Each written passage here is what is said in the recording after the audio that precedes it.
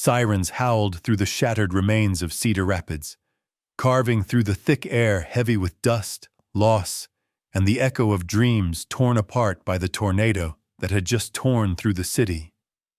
Maddie moved as if underwater, each step heavy, her sneakers sinking into mud and broken glass. All around her, the landscape was unrecognizable. Once orderly streets, now a labyrinth of twisted trees, splintered fences, and the carcasses of cars tossed like children's toys. A distant ambulance wailed, firefighters called out names, and a mother's scream tore through the chaos, a sound Maddie would never forget. But even among the shouts, it was the silence between each siren that pressed hardest against her chest. She pressed her phone to her ear, numb fingers fumbling for a connection. No service. Maddie tried again, desperation burning in her throat, but the storm had snapped the towers as easily as it had snapped her sense of normal. Each time she blinked, she saw flashes of the past 24 hours.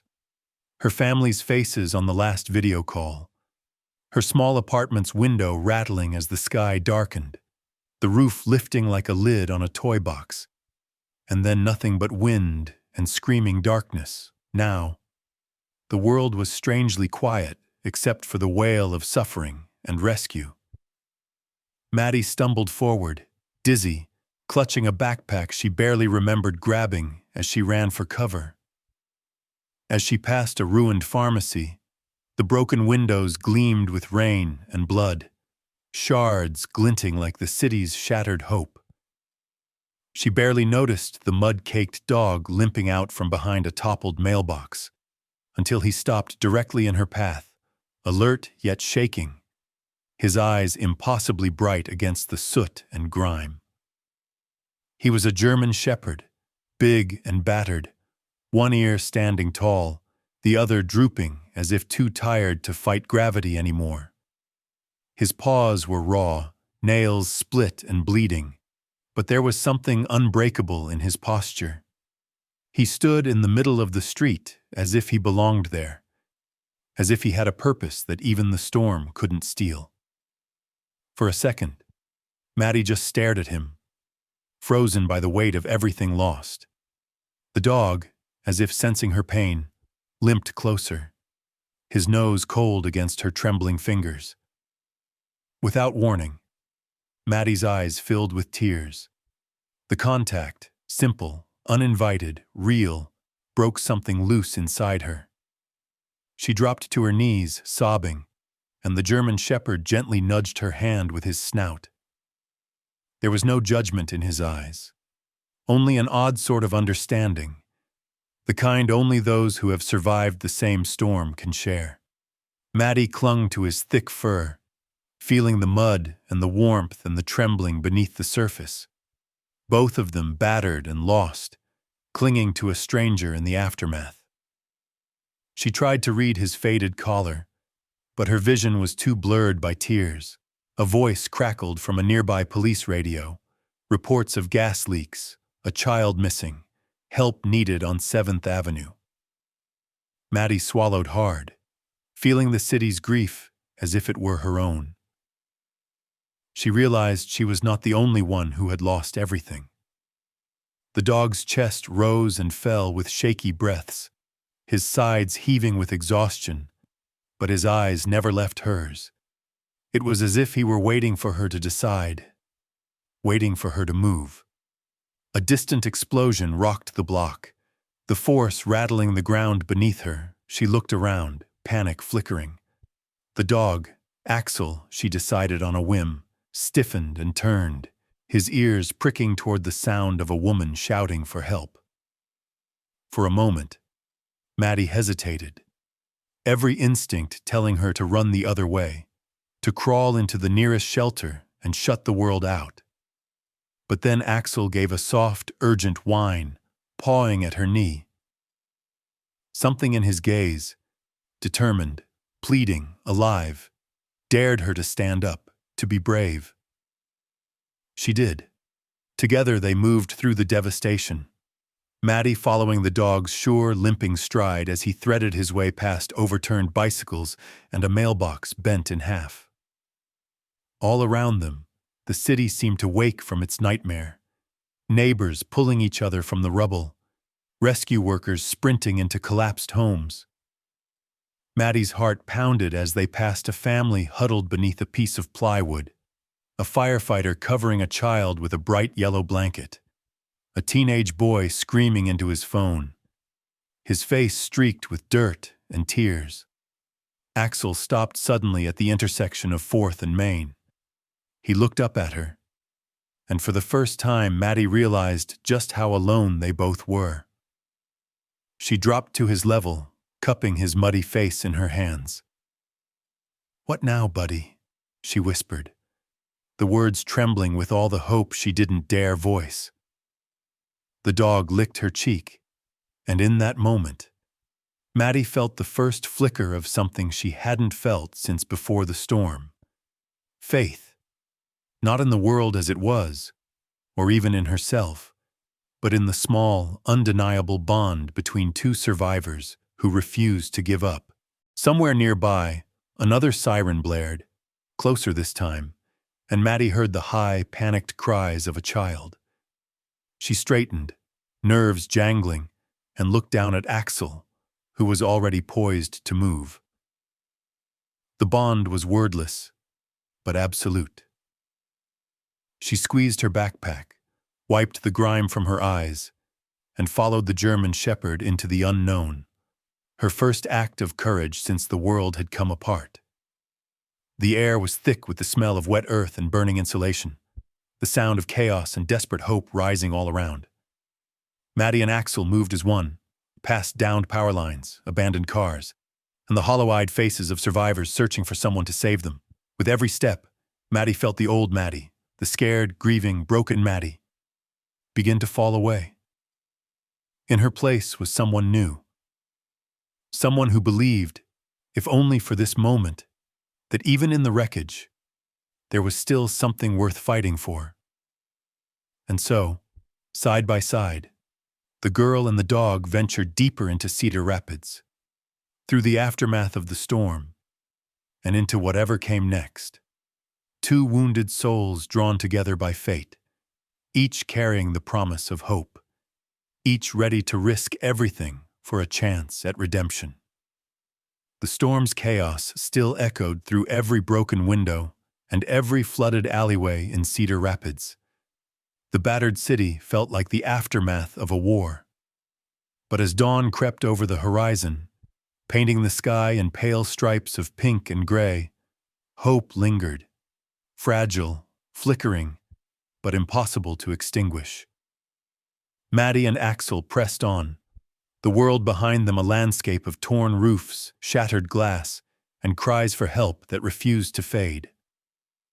Axel moved with surprising urgency, his limp barely slowing him down as he zigzagged through the ruined streets. Maddie followed, adrenaline sharpening her senses, every step heavy with uncertainty and dread. The sirens were closer now, mingled with the frantic shouts of volunteers and first responders. Somewhere to their left, an old oak tree smoldered, its roots torn free by the tornado, smoke curling up to join the cloud-stained sky. Axel's ears perked, head turning sharply toward a narrow side street half buried beneath fallen bricks and mangled street signs. He let out a sharp, insistent bark. Maddie hesitated, her heart pounding, breath catching in her chest. "What is it, boy?" she whispered, scanning the debris for any sign of life. But Axel didn't wait for her to figure it out. With another urgent bark, he lunged forward, squeezing through a gap in a collapsed wooden fence, his tail flicking like a signal for her to follow. She clambered after him, nearly slipping on a slick patch of mud. A cold, metallic taste flooded her mouth, fear, raw and unfiltered. The scene on the other side of the fence made her freeze. A porch, once part of a neat single-story home, had caved in, boards jutting out at sick angles. Through the cracks, Maddie spotted the corner of a pink backpack and, just visible underneath, a pair of tiny tennis shoes. Her stomach lurched. She dropped to her knees, ignoring the sting of splinters as she crawled forward. Axel whined, pawing frantically at the wood, his barks growing desperate. Maddie's hands shook as she reached into the debris, her voice trembling as she called out, "Hey, sweetheart, can you hear me?"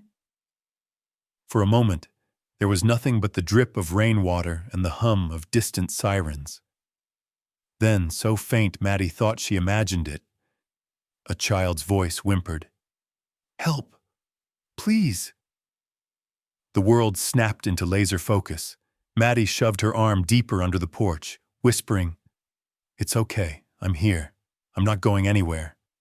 Her fingers brushed against a small, trembling arm. The girl, no older than 6, was wedged tight beneath a beam, her face streaked with mud and silent tears.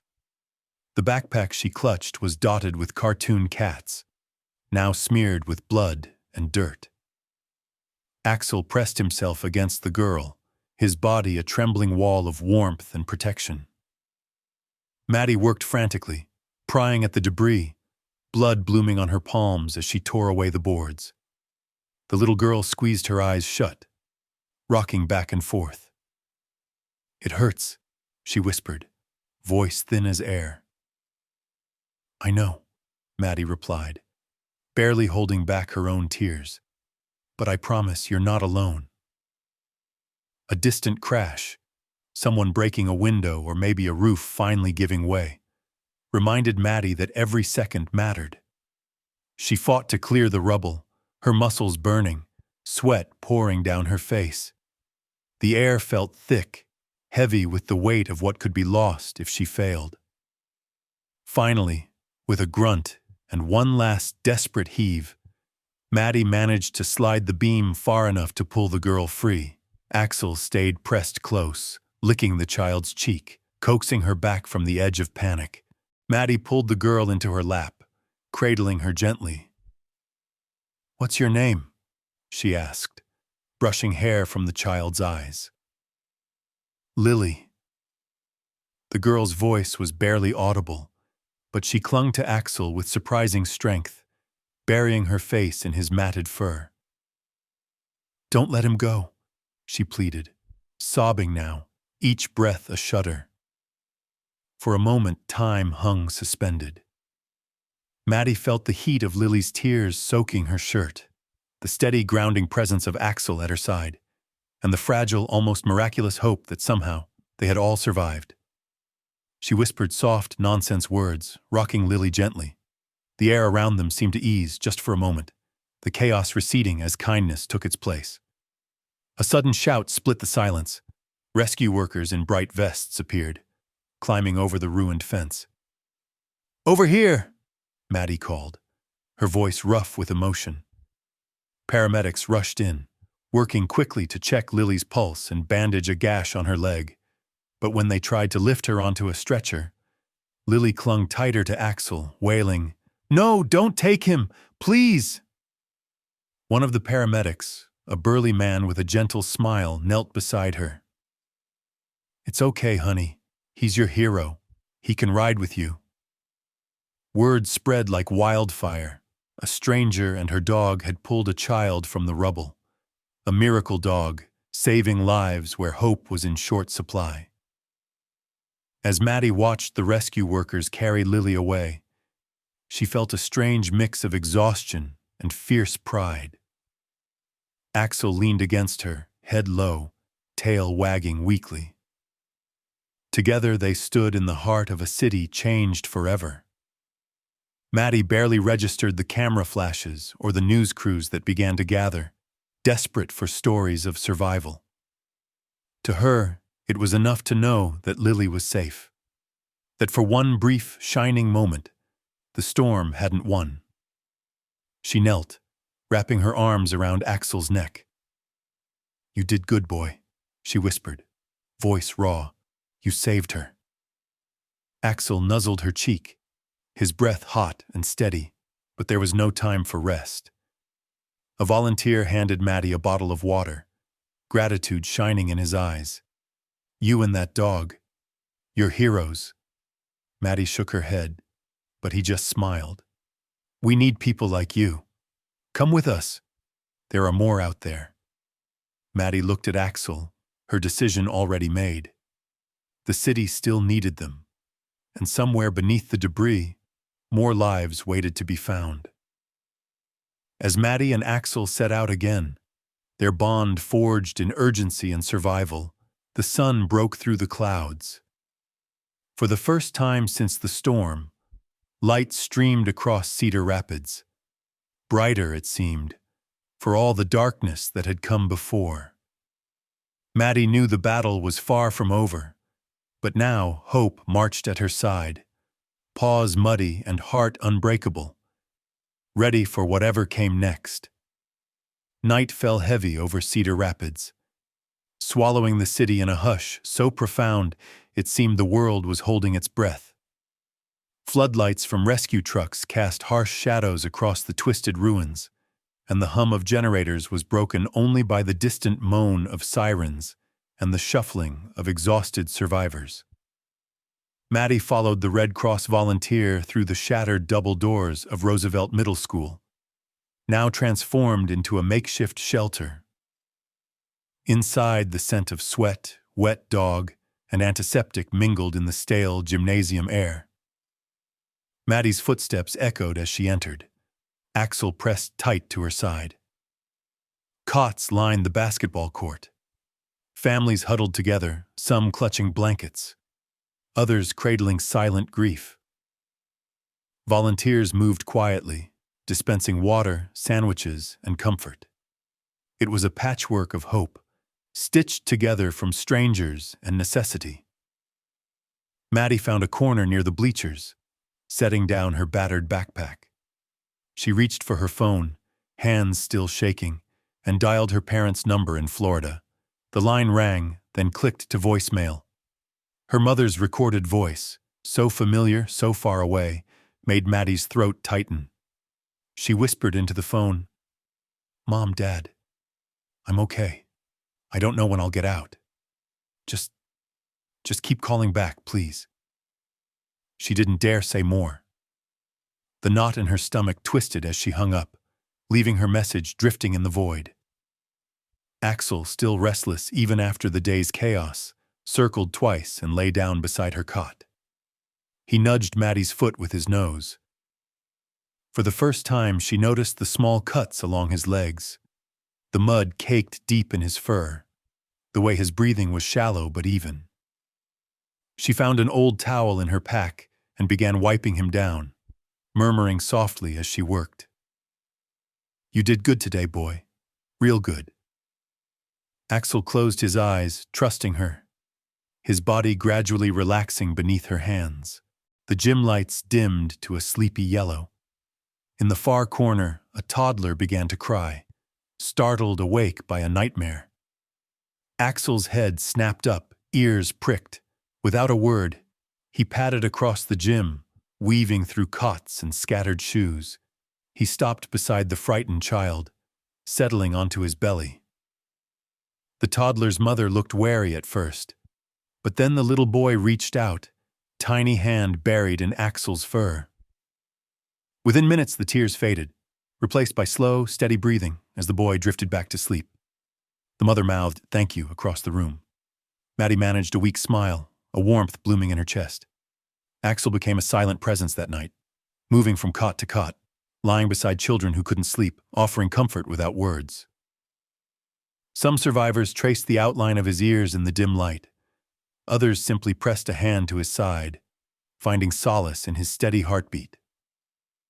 Maddie watched from her spot on the bleachers, overwhelmed by the shared pain and the odd, simple hope Axel seemed to bring wherever he went. Unable to sleep, Maddie wandered to the edge of the court and sat on the lowest bleacher. She stared out at the ragged assembly of families, eyes stinging with fatigue. She whispered her fears about her own family, about what tomorrow might bring, into the hush of the gym. Axel, sensing her anxiety, climbed up and placed his head on her lap. She buried her fingers in his fur and let the tears come, For the first time since the storm, she allowed herself to grieve, quiet, broken sobs shaking her shoulders as Axel stayed with her, silent and steady. As midnight crept on, a woman in a bright red jacket approached. She wore a lanyard with an animal rescue logo and carried a clipboard stacked with names and addresses. "Is this your dog?" she asked gently. Maddie shook her head. "No, he found me after the storm. I think he's lost too." The woman crouched, inspecting Axel's collar. She found a faded tag barely legible beneath layers of mud. "He's got an address," she murmured. "But that whole neighborhood—" Her voice trailed off. Maddie's chest tightened, realizing Axel might be just as orphaned as she was. "He's a storm orphan too?" Maddie asked, her voice barely above a whisper. The woman nodded. "We're trying to reunite pets and families, but it's hard. So many are missing. If you want to stay with him for now, you can." Maddie nodded, relief and sadness warring inside her.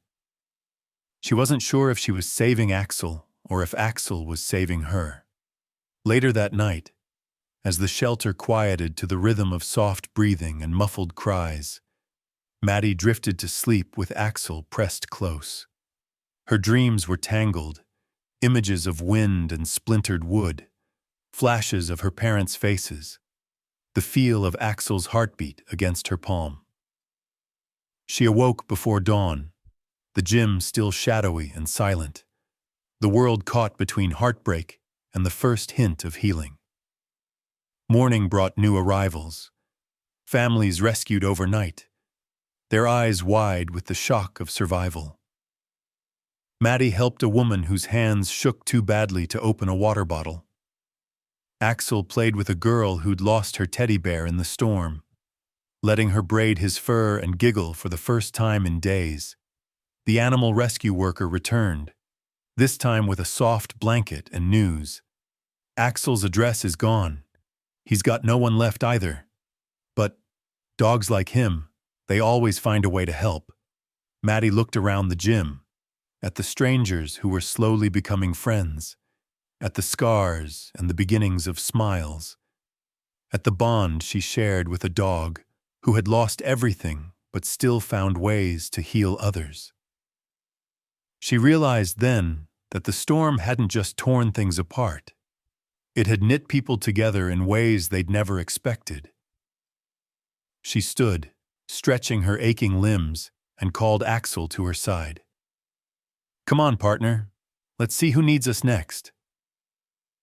And for the first time since the storm, Maddie felt something like hope take root inside her. A small, stubborn thing, growing stronger with every act of kindness, every shared tear, every silent, steady beat of Axel's loyal heart. The days after the tornado seemed to stretch and blur, marked by the slow, aching process of cleanup and the constant ache of absence. The makeshift shelter at Roosevelt Middle School had become a lifeline, a fragile island in a sea of devastation, where survivors shared food, whispered stories, and counted the names of the missing. Maddie found herself falling into a routine, moving between cots and crowded hallways, offering help where she could, passing out bottles of water, tending scraped knees, and comforting children who woke in the night with nightmares that echoed her own. Axel had become a fixture in the shelter, his gentle presence drawing people in like a magnet. He lay beside sleeping children, followed rescue workers as they came and went, and even patrolled the entrance each evening as if to say, "You're safe here." To Maddie, he was more than a companion. He was a bridge, connecting her to the people around her, giving her something to focus on when the weight of her own grief threatened to pull her under. One morning, as the sun broke through smoky clouds and cast soft light through the gym's high windows, Maddie found the animal rescue worker waiting for her by the makeshift coffee stand. She wore a faded ball cap and had worry lines etched deep into her face. In her hands was a weathered piece of paper, a printout from the city's missing pets database. "We found something," the woman said, her voice low. "Axel's collar. His tag matched a name from the records. He belonged to a man named Frank Daly, retired firefighter, lived just a few blocks from here. At least, before the storm." A lump formed in Maddie's throat. She looked at Axel, who sat patiently at her feet, tail thumping softly against the scuffed gym floor. "What happened to him?" she asked. The woman shook her head. "Frank was helping his neighbors evacuate. He didn't make it. The house is gone." She hesitated, searching Maddie's face for a reaction. "We don't know if Axel was with him that night, or if he got out on his own, but he's alone now." For a long moment, Maddie didn't say anything. She knelt and wrapped her arms around Axel, burying her face in his fur. The realization that he too was a storm orphan, abandoned not by choice but by fate, hit her hard. "I'm sorry, boy," she whispered, stroking his neck. "You lost someone too." Later that day, Maddie found herself walking through the battered streets with Axel at her side. Her steps slow, the world still colored by the trauma they'd both endured. She made her way to the remains of Frank Daly's home, now little more than a foundation and a spray of splintered beams. The city had set up a small memorial there, a faded photo of Frank in his firefighter's uniform, a bouquet of wilted flowers, and a handwritten sign that read, "Thank you for your bravery." Maddie stood before the ruins, feeling the heaviness of loss settle on her shoulders like a second skin. Axel sniffed the ground, circling the spot where Frank's front porch had once been. As Maddie knelt beside him, she found a scorched, half-melted firefighter's badge half buried in the dirt. She brushed the soot away and pressed it into Axel's collar, her gesture silent but full of meaning. "He was a hero," she said softly. "And so are you." They sat in silence for a long while, the sounds of distant cleanup and hammering echoing down the street. Maddie let her thoughts wander, remembering her own family's laughter, her parents' faces on the last video call before the storm, the ache of missing them so fiercely it almost felt physical. Axel leaned against her, his head on her knee, offering comfort without words. It was in this shared silence, among the ruins and memories, that Maddie realized how deeply she needed him. Not just as a companion, but as a guide through her own brokenness. Later, as they returned to the shelter, Maddie noticed the small changes in Axel, how he gravitated toward the most vulnerable, sensing pain before it was spoken. He would nudge a grieving widow's hand, curl up beside a teenager staring blankly at the wall, or gently press his nose to the palm of a volunteer whose shoulders sagged under exhaustion. It was as if, in losing his own home and person, Axel had found a new purpose, to be present for others who felt just as lost.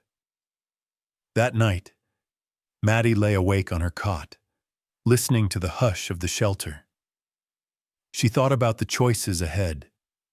The animal rescue worker had offered to take Axel, place him with a foster family, or try to find a permanent home.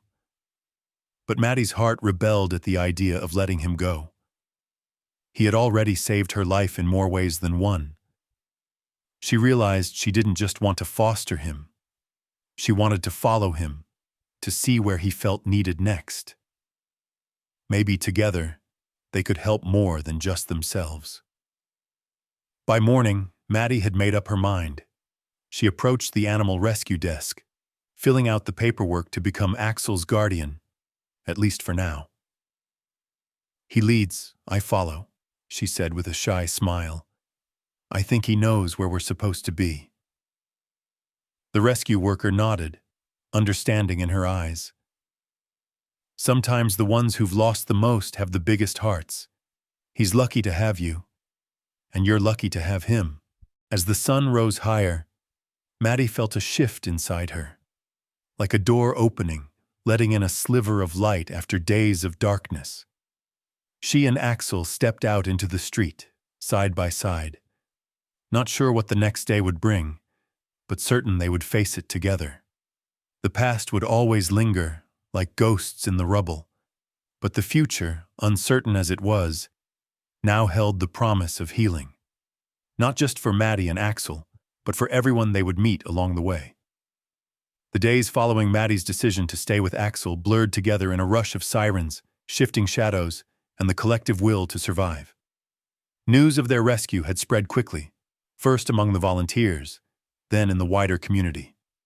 Everywhere Maddie went, she caught fragments of conversation about the miracle dog and the girl with the quiet eyes.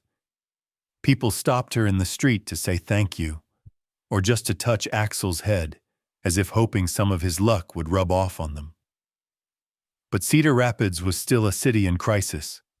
The tornado had ripped neighborhoods to pieces, scattering families and flattening barns, stores, and homes in equal measure. Each day brought new calls for help: missing people, pets trapped beneath debris, those whose injuries had gone unnoticed in the chaos. Maddie, trained as an EMT before she'd left Florida, found herself more in demand than ever.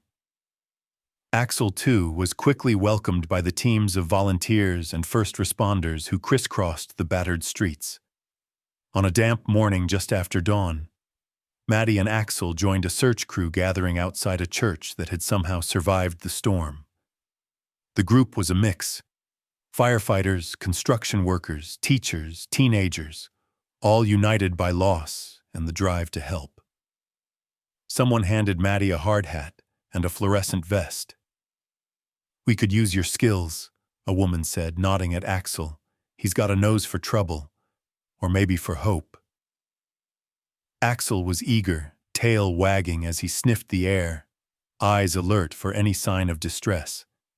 The search that morning led them to the city's outskirts, where houses faded into fields, and the horizon was broken only by twisted trees and the ruins of a red-painted barn. Rain from the day before had left the ground slick and treacherous. Every step had to be careful, calculated. Suddenly, Axel froze, head cocked, then took off at a determined lope toward the remains of the barn. Maddie's heart hammered as she jogged after him, mud clinging to her boots. She could hear the distant calls of the other volunteers, but their voices seemed far away. Axel barked, sharp, insistent, then began digging frantically at a pile of collapsed boards near what had been the barn's feed room. "Axel, what is it?" Maddie called, skidding to a stop beside him. She dropped to her knees, scraping away hay, wood, and chunks of metal. Her hands shook with urgency and fear. Then she saw it, a boot caked with dirt, and beneath it, the pale hand of a man wedged beneath a broken beam. "Help!" Maddie screamed, adrenaline flooding her body. Within seconds, volunteers rushed to her side, working together to lift the heavier boards and shift the beam just enough for Maddie to crawl inside. The space was cramped and airless.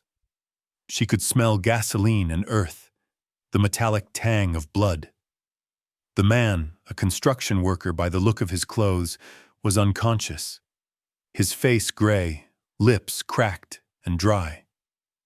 Axel wedged himself halfway in beside Maddie, whining, licking the man's hand, as if willing him to wake up. Maddie checked his pulse, felt the sluggish beat beneath her fingertips, then called out for a backboard and oxygen. The other searchers worked fast, voices tense but controlled. "Come on, buddy, stay with me," Maddie whispered, focusing on the simple rhythm of checking airways and stabilizing limbs.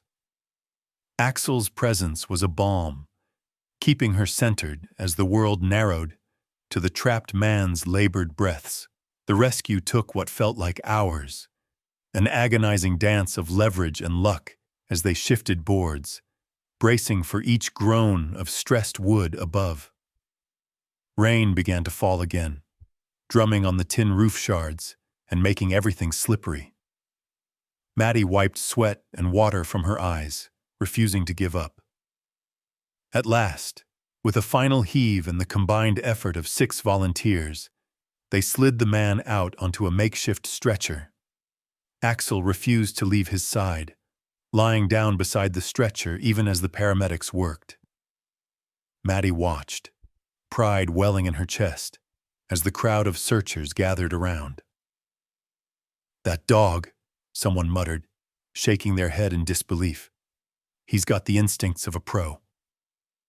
Another volunteer, an older man with sunburned cheeks, patted Maddie on the back. "We'd have missed him if not for you two. You should stick around." As the injured man was loaded into an ambulance, the search crew lingered for a moment, each person letting the relief settle in their bones. For a brief second, Maddie allowed herself to breathe. The day's work wasn't done, but for one family, one person, the storm hadn't claimed another victim. That was enough. On the walk back to the church, Maddie and Axel were surrounded by grateful, curious faces. People asked about Axel, about his training, his story. Maddie shared what little she knew, but she couldn't help but feel that it wasn't just Axel's keen nose that made him special. It was his heart, the quiet determination to stay by someone's side until they were safe. That afternoon, as she sat on the church steps sharing sandwiches and coffee with the crew, a local woman approached. Her voice was rough with fatigue, but her eyes were kind. "We could use more help like yours," she said, nodding at Maddie's vest. "Medical skills are hard to come by these days, and your dog, he's got the spirit of a search dog, even if he never had the training. Why don't you stay a while? Help us rebuild." Maddie looked down at Axel, who wagged his tail as if answering for both of them.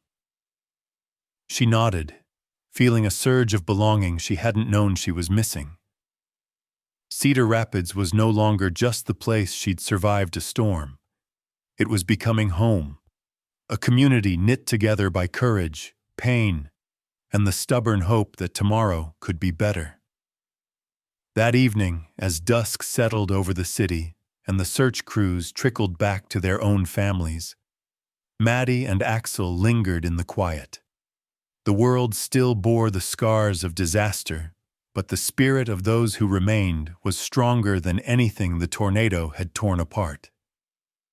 Together, Maddie and Axel faced the uncertain future, not just as survivors, but as vital members of a city that needed all the healing it could get. It had been a week since the tornado upended Cedar Rapids, but just as the city started to breathe again, nature delivered another test. Gray skies churned over the city all day, swollen with the promise of rain. By dusk, heavy sheets of water battered rooftops, pooling in the gutters and running like little rivers down the battered streets. People in the shelter swapped worried glances, eyes flicking to weather reports and the rising Cedar River on the tiny screens of borrowed cell phones. By midnight, a different kind of siren split the night, a warning to evacuate low-lying neighborhoods. Maddie, exhausted after a long day with the search crews, lay on her cot with Axel curled at her feet. Her eyelids were heavy, her body leaden with fatigue, but she couldn't ignore the restless energy in the air, or in Axel. The dog paced anxiously at the door, his entire body on alert, ears twitching with every new sound. Thunder rumbled outside as the wind picked up, rattling the windows. Maddie sat up and swung her legs over the cot, rubbing her temples. "What's wrong, Axel?"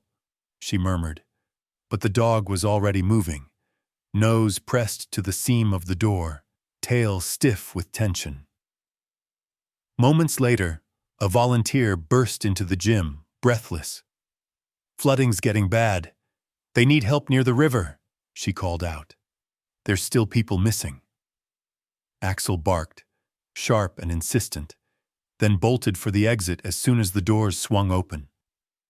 Maddie grabbed her first aid kit and flashlight, heart thudding as she hurried after him into the storm. The world outside was barely recognizable, a landscape of swirling water, reflections from distant floodlights shimmering across the streets. Down by the river, the current was fierce and black, swallowing everything in its path.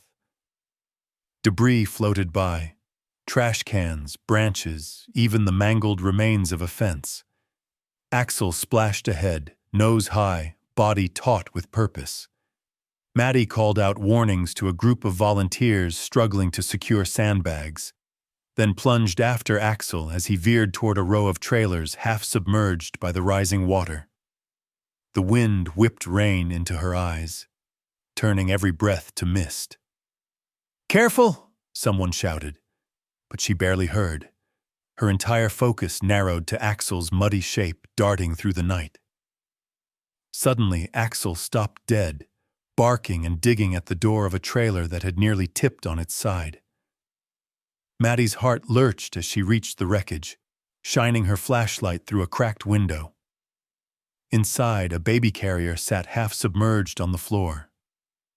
She could just make out the pale face of an infant, eyes wide, lips turning blue from cold. For a split second, Maddie's mind froze, fear and training battling for control. She took a breath, steadying herself against the surge of panic. "Axel, stay with me," she whispered, her voice shaking. She wrenched the door open, wading into knee-deep, icy water. The floor of the trailer creaked under her weight, threatening to give way, but she pressed on, forcing her legs to move, heart pounding in her throat. The baby whimpered, tiny fists flailing as Maddie lifted the carrier from the water and cradled the child against her chest. "It's okay, sweetheart. I've got you," she whispered, wrapping her jacket around the shivering form. Axel was right at her side, pressed close as if to shield them both from the darkness. Maddie's hands were numb, her breaths ragged, but she clung to her training. Check for breathing, keep the baby warm, stay calm.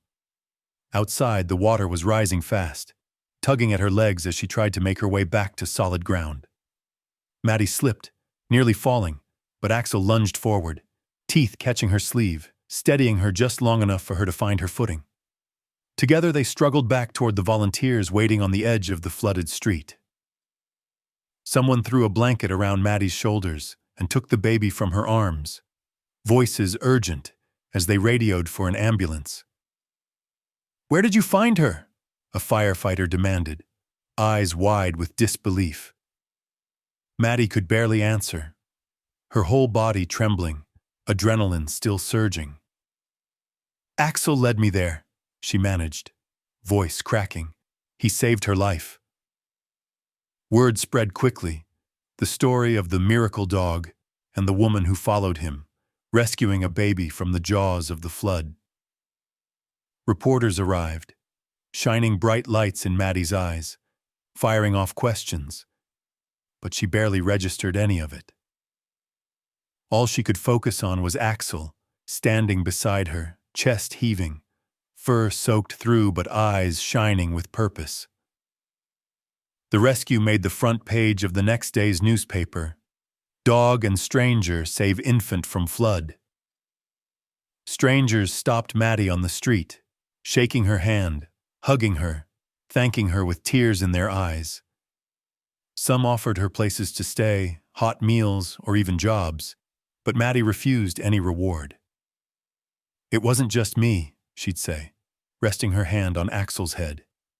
"He's the real hero." That night, back at the shelter, Maddie found herself surrounded by grateful faces. Someone handed her a steaming cup of cocoa.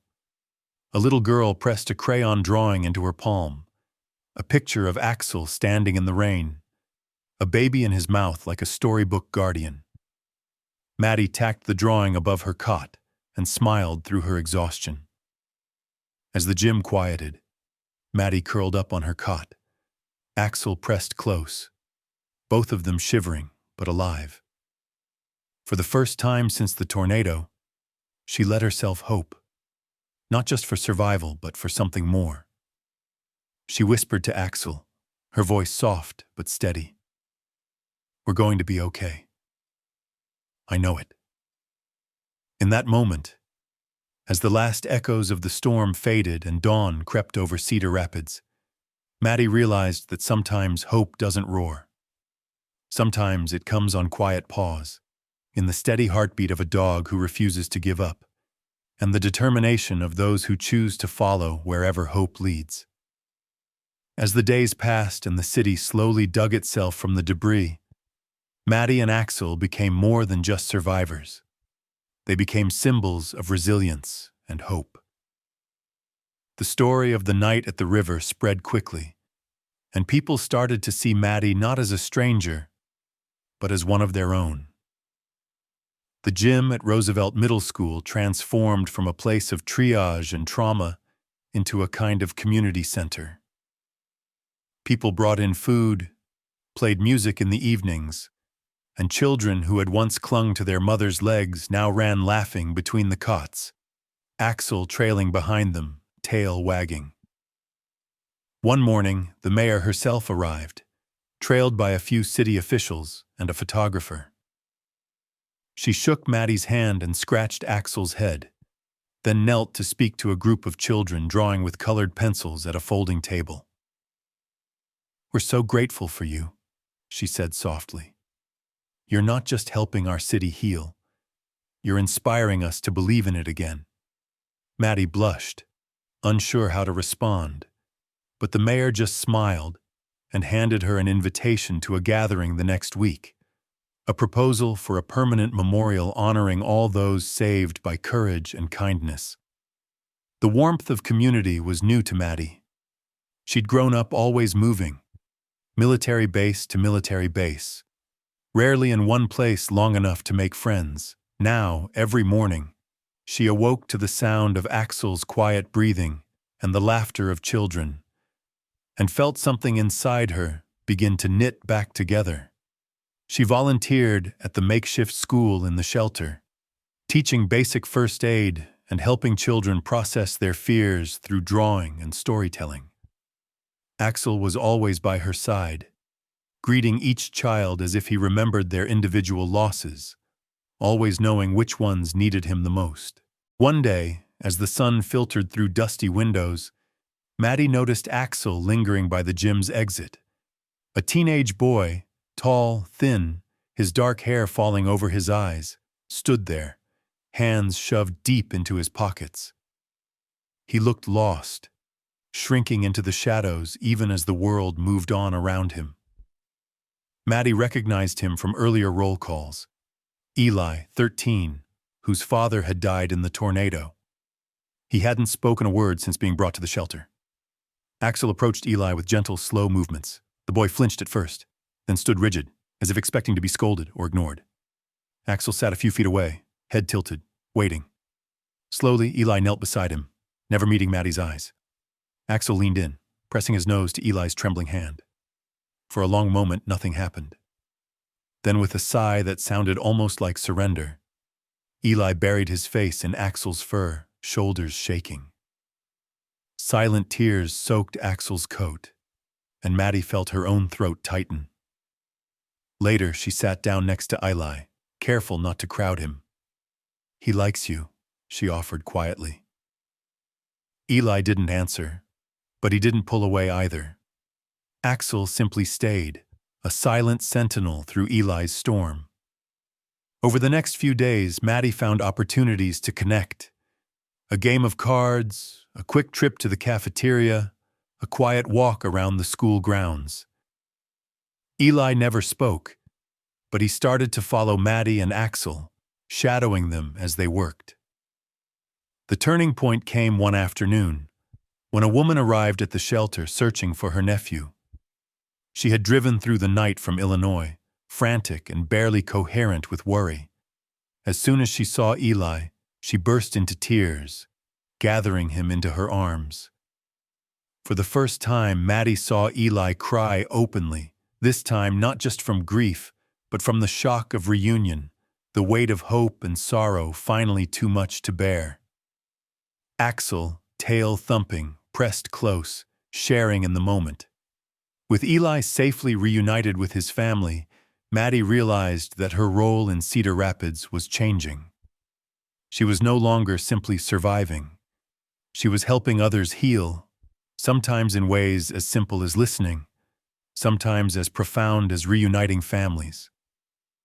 She saw her own journey reflected in the faces of those around her. The father who wept when his dog was found in a field. The teacher who came every morning to lead lessons despite having lost her own home. The group of teenagers who stayed up late fixing radios so their neighbors could hear news from the outside world. The city, too, was healing. Businesses reopened in makeshift tents. Neighbors hosted community barbecues among the ruins. And everywhere people talked about the future. At the shelter, children drew pictures of their families, their lost pets, and of Axel. Always Axel, sometimes with a superhero cape, sometimes with a golden crown. The stories they told weren't just about loss, but about bravery, friendship, and the simple, stubborn will to go on. As the week drew to a close, the mayor's office announced plans for a permanent memorial in the city's main park, Axel's Park, dedicated to all those saved by courage, compassion, and the unbreakable bonds of community. Maddie felt humbled and overwhelmed. She'd never imagined that her journey, and Axel's, could inspire so much hope. One evening, Maddie walked alone with Axel through the half-rebuilt streets, past children playing tag in puddles and volunteers distributing hot soup. She thought about everything they had survived: the storm, the flood, the endless nights when hope seemed impossible. She realized that Cedar Rapids had become more than just a stop on her journey. It was a place where she'd learned to trust again, to let others in, and to believe that healing was possible. Axel walked beside her, his gait a little slower, but his eyes as bright as ever. He stopped by a newly planted tree in the park, looked up at Maddie, and gave a single soft bark. She knelt down, burying her face in his fur, grateful for the miracle of second chances. That night, as Maddie lay on her cot in the shelter, listening to the quiet hum of the city rebuilding itself, she understood at last. She wasn't just a survivor. She was a bridge, a lifeline for others searching for hope in the rubble. And Axel, faithful and steadfast, was her anchor. The hardest days were not behind them, but for the first time Maddie felt ready to face whatever came next. Not alone, but as part of a community that refused to give in to despair. In the silent hours before dawn, she whispered, "Thank you, Axel, for helping me find my way back." Just when Cedar Rapids dared to believe that the worst was behind them, the sky turned ominous once more. In the middle of a muggy afternoon, as Maddie walked Axel past a playground where children chased each other and volunteers painted benches for the new park, a sharp wind gusted through the city. Clouds gathered, first gray, then black and angry, swirling like a bruise across the horizon. Sirens shrieked before anyone even saw the first flash of lightning. People scrambled for cover, hearts pounding with memories that still felt fresh and raw. Maddie rushed back toward the shelter, Axel glued to her side, both of them scanning the sky with the bone-deep intuition of survivors. The radio on the emergency volunteers belt crackled with warnings. Rotating clouds, funnel sighted northwest, high winds. She felt the tension in the air, every muscle coiled and alert. Inside the gym, fear pressed in thick and suffocating. Volunteers herded families to the safest corners, double-checked emergency kits, and distributed water bottles. Children clung to their parents. Maddie's own hands trembled as she stuffed medical supplies into her backpack and checked her phone for messages from the mayor's office. Axel paced, uneasy, nose twitching, gaze darting to the windows as rain hammered the glass. The storm hit hard and fast. Windows rattled, thunder rolled, and the power flickered, plunging the shelter into momentary darkness. For an instant, Maddie was transported back to the night of the tornado, the terror, the screaming wind, the sense that the world could end in a breath. She forced herself to breathe, to focus on Axel, whose steady presence grounded her like an anchor. Suddenly, above the howl of wind and sirens, Maddie heard something strange, a dog's frantic bark, far off and high-pitched, echoing from somewhere beyond the shelter walls. She met Axel's eyes. He whined, then bolted toward the exit, tail high, as if drawn by a thread Maddie couldn't see. She didn't hesitate. Slipping on her raincoat, she darted out after him, ignoring the warnings of a volunteer calling her name. Outside, the wind slammed into Maddie like a wall. She staggered but followed Axel as he led her across the soaked parking lot and down an alley choked with fallen branches and trash cans tumbling in the gale. Thunder crashed overhead, and the sky was so dark she could barely see her own hand in front of her face. Yet she kept running, each step an act of faith that Axel's instincts were leading them where they needed to be. Axel led Maddie to the old rail depot, a squat brick building that had survived the first tornado but was now battered by rain and wind. The place was half abandoned, its windows boarded and its doors warped by time. But as Maddie approached, she heard the unmistakable sound of someone crying, a voice hoarse and desperate shouting for help. She rushed inside, her flashlight beam slicing through the shadows. Axel darted ahead, barking, leading her past stacks of crates and rusted machinery. In the far corner of the depot, Maddie found a young woman, her face pale and streaked with dirt. Slumped against the wall, she clutched her swollen belly, lips cracked and trembling. Maddie's training kicked in. She knelt beside the woman, whose name, she soon learned, was Hannah. Hannah's eyes darted between Maddie and Axel, wild with fear. "I tried to get help," she gasped. "Fell, can't move my leg. Water. Running out."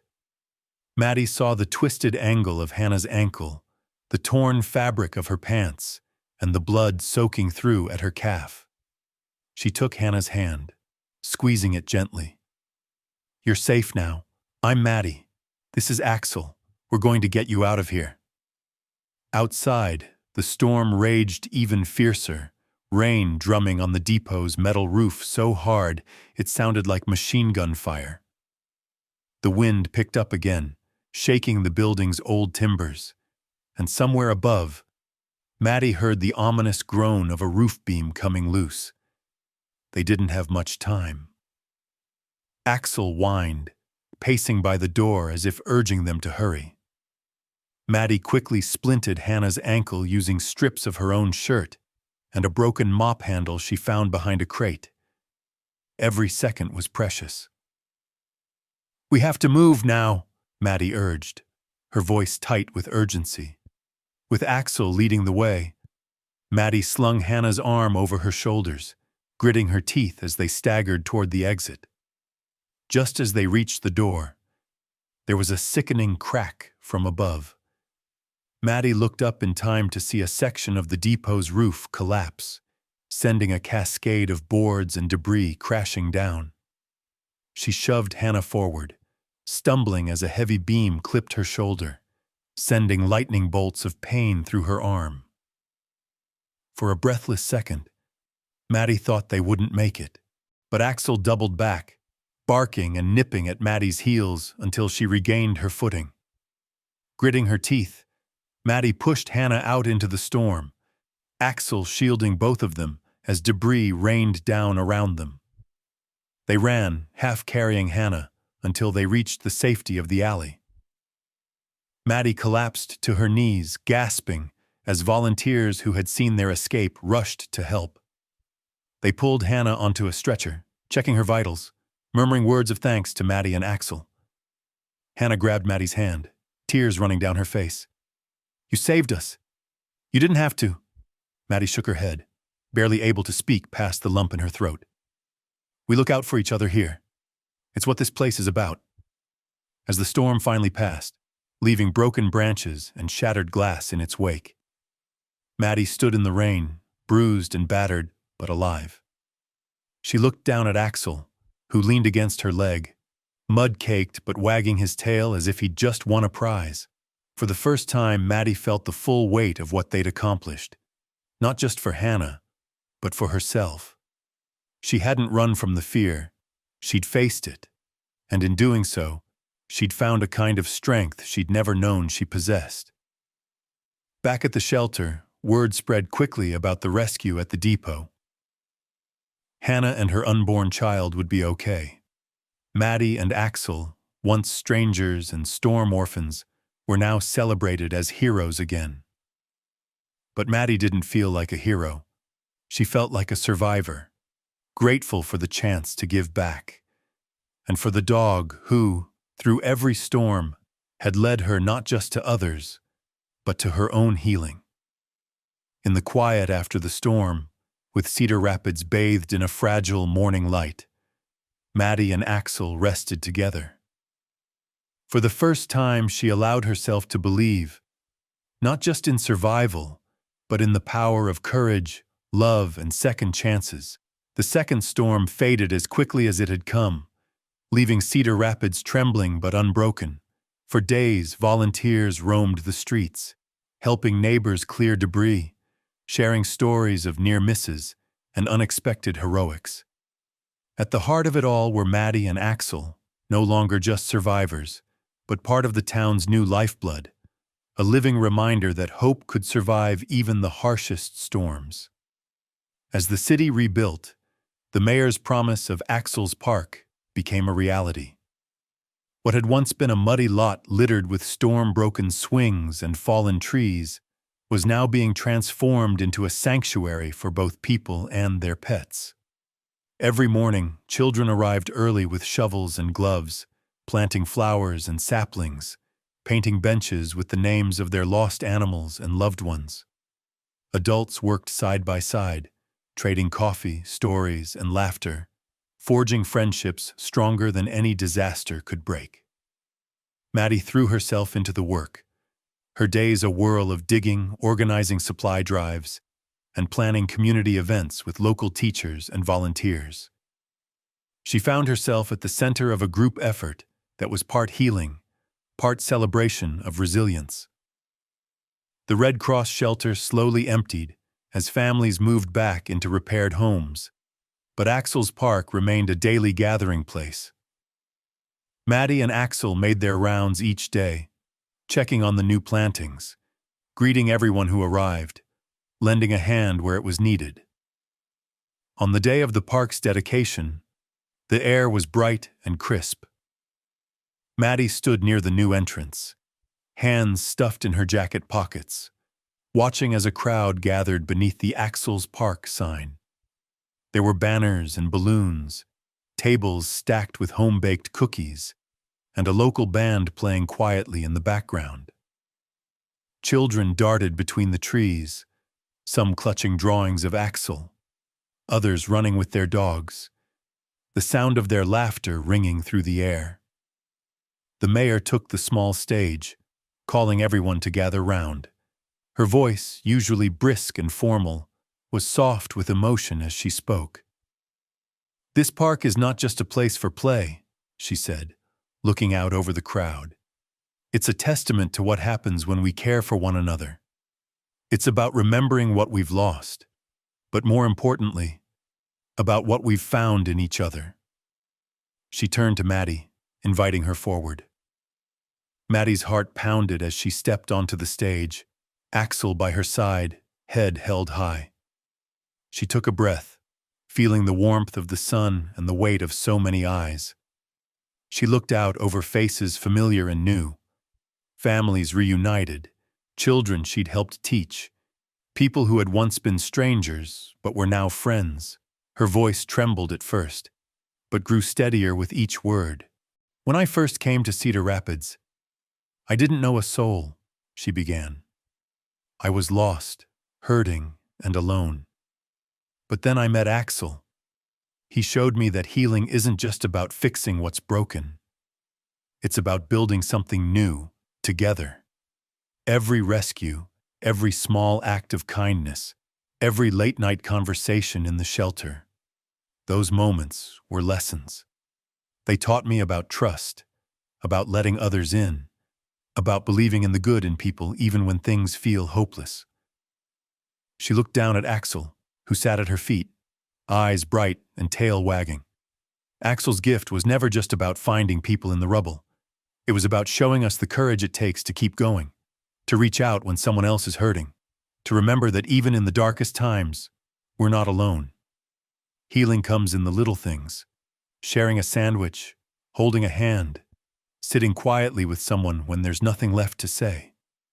A hush fell as Maddie finished. The community's emotions mirrored on their faces. The ceremony ended with a round of applause, and the mayor presented Maddie and Axel with a plaque. For bravery, compassion, and reminding us what community means. Maddie felt tears sting her eyes as she accepted it.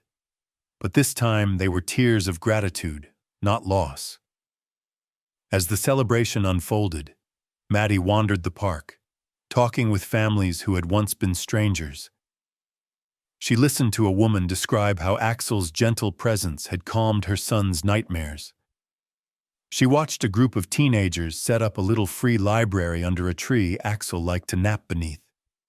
She laughed with a grandfather who, after losing his house, now found daily joy walking his new puppy in the park.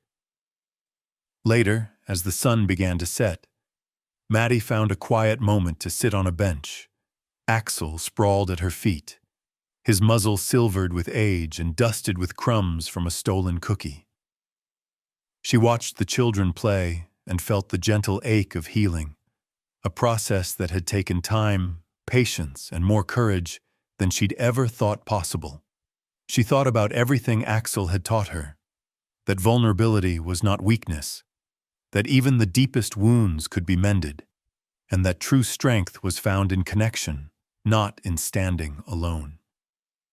She remembered the sleepless nights in the shelter, the anxiety of waiting for news from her parents, the terror of storms and floods. She thought about the small acts that had made a difference, the warmth of a shared blanket, the comfort of a dog's steady heartbeat, the resilience found in a child's laughter. All those moments, woven together, formed a tapestry stronger than any storm. As twilight deepened, Maddie knelt beside Axel, scratching his ears. "We did it, buddy," she whispered.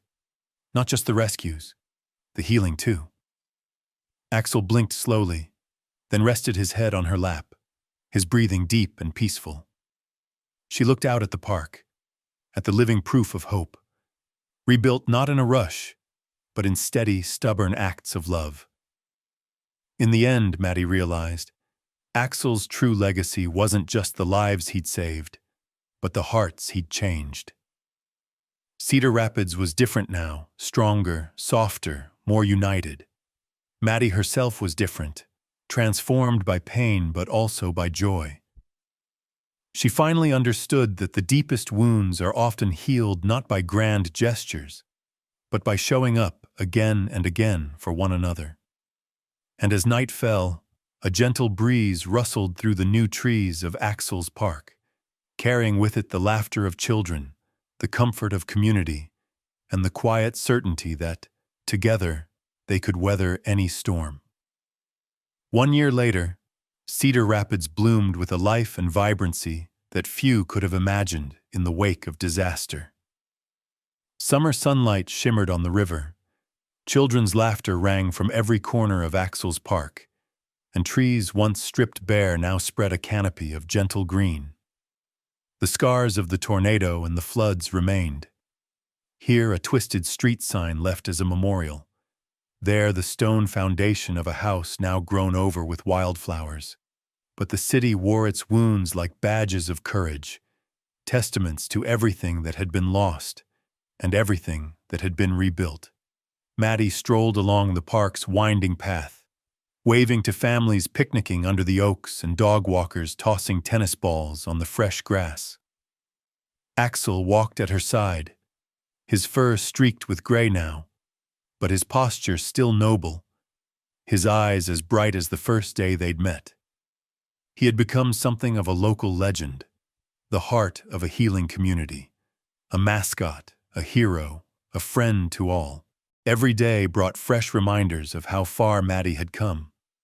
She volunteered at the Animal Rescue Center across from the park, helping match lonely pets with new families. Sometimes she worked with children at the library, teaching them how to read or simply listening as they shared stories of courage and loss. The mayor often invited her to speak at city events, her words now woven into the fabric of Cedar Rapids' new identity.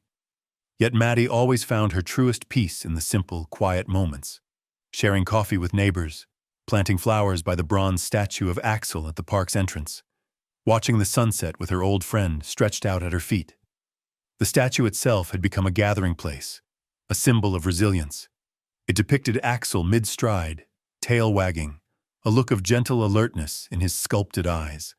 On this particular afternoon, the park was filled with music and celebration, a citywide event to mark the anniversary of the storm and the dedication of Axel's Park as a permanent sanctuary.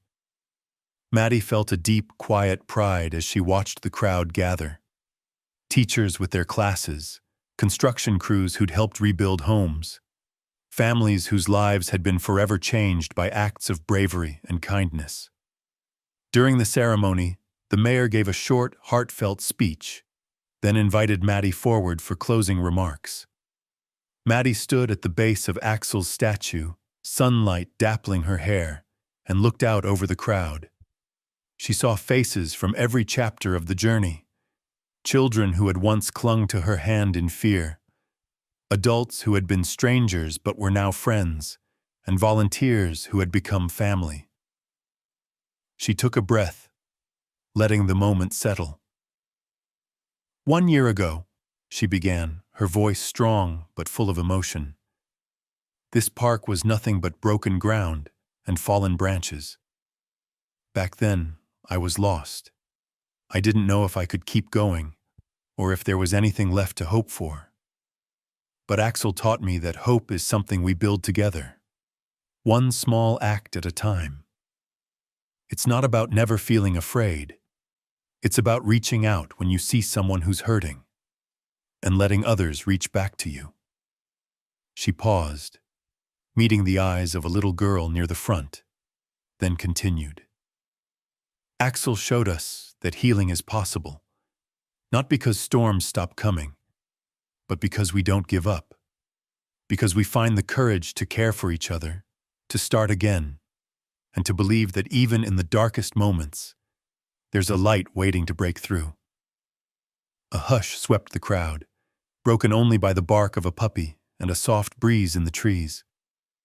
Maddie smiled, tears shining in her eyes. So when you see someone who's lost, or lonely, or hurting, don't walk away. Reach out. Share a word, a smile, a helping hand. You never know whose life you might save, or who might save you. The applause was thunderous. As people drifted toward the food tents and music, Maddie found a quiet spot near the statue and sat on the grass. Axel lay down beside her, resting his gray muzzle on her knee. She stroked his head, memories flickering through her mind. Rain and wind, fear and exhaustion, the faces of the people they'd helped, and the hands that had reached out to them in return. A few moments later, a new face appeared, a young girl, maybe 10, standing at the edge of the path, wiping tears from her eyes.